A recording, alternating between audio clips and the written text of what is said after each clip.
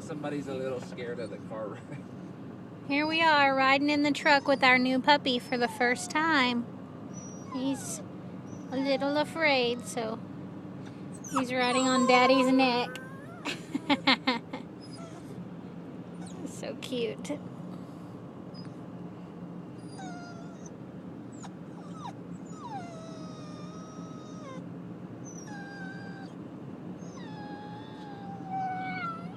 We're fixing to pick up Austin from school. He's going to be so excited.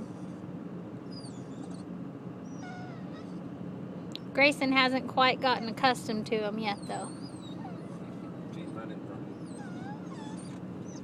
He doesn't have a name yet. We're still working on that.